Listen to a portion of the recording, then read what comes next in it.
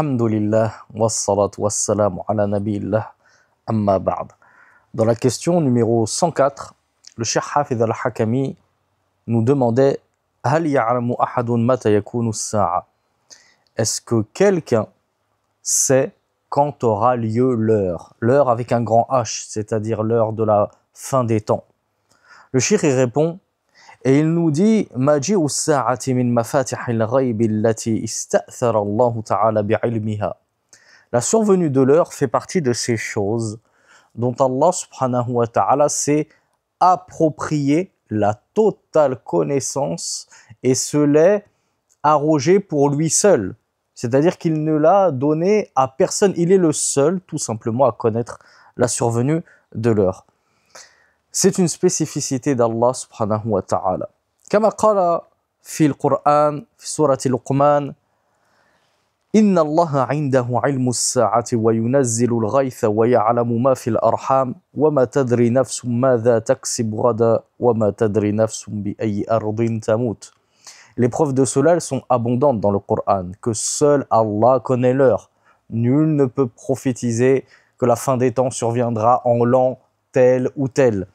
Allah nous dit dans la sourate Luqman, verset 34, certes Allah a auprès de lui la science de l'heure, la connaissance de l'heure, et il fait descendre la pluie, et il sait ce qu'il y a dans les matrices, c'est-à-dire les utérus. C'est-à-dire il sait si c'est une fille, un garçon, et ainsi de suite. Et nulle âme ne sait ce qu'elle acquérira demain, donc nul ne connaît l'avenir et le futur, et nulle âme ne sait dans quelle terre elle mourra. Dans un autre verset, Allah Azza wa Jal nous dit Yas'alunaka 'anis sa'ati ayyana mursaha qul innama 'ilmuha 'inda rabbi la yujalliha liwaqtiha illa hu thaqulat fis samawati wal ard la ta'tikum illa baghtah. Donc Allah nous dit dans la sourate Al-A'raf, verset 187, il t'interroge au sujet de l'heure. Quand aura-t-elle lieu? Dis, sa connaissance n'est qu'auprès de mon Seigneur, et il ne la divulgue, et il ne divulgue son heure, et nul ne connaît son heure que lui. C'est-à-dire, nul n'a connaissance de sa survenue que lui, que Allah, mon Seigneur.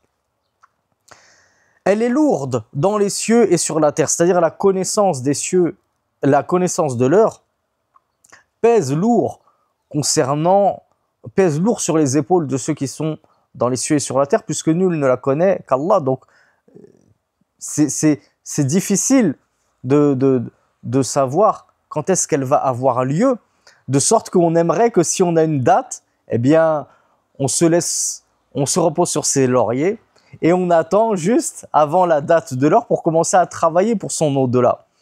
Donc c'est quelque chose de très lourd, sa connaissance, c'est-à-dire l'ignorance de sa connaissance sur les gens des cieux et de la terre. Et elle ne vous viendra qu'inopinément, nous dit Allah subhanahu wa ta'ala, comme on l'a vu dans un cours précédent, et on le verra dans le cours suivant, elle a effectivement des signes avant-coureurs, mais sa date exacte, nul ne la connaît. Elle viendra comme ça, inopinément, à l'improviste, sans que personne ne s'y attende. Quand bien même, on aura eu des signes avant-coureurs qui nous montreront uniquement qu'elle se rapproche de plus en plus. Mais ça ne nous donne pas la date exacte. Allah nous dit dans la sourate An-Nazi'at, celle qui arrache, dans le verset 42 jusqu'à 44, Yas'alunaka 'anis sa'ati ayyana mursaha fima anta min dhikraha ila rabbika muntahaha. Donc Allah nous dit, il t'interroge au sujet de l'heure. Quand arrivera-t-elle? En quoi es-tu connaisseur de son évocation? Dit Allah en s'adressant à son prophète. C'est-à-dire, et qu'en sais-tu, ô Muhammad, de la survenue de l'heure et de sa date exacte? Sa connaissance, sa science est auprès de son Seigneur, de ton Seigneur. Donc, nul n'en connaît la date exacte, si ce n'est Allah subhanahu wa ta'ala. Donc ça, c'était pour les versets. Le cheikh nous dit, il y a dans le hadith de Jibril, hadith numéro 2 des Arba'in al-Nawawiyah qu'on a déjà étudié, lorsque Jibril demanda au prophète sallallahu alayhi wa sallam, فَأَخْبِرْنِي عَنِ السَّاعَةِ, informe-moi donc au sujet de l'heure. Le prophète sallallahu alayhi wa sallam lui a répondu, mal mas'oulu anha bi'a'lama min as-sa'il.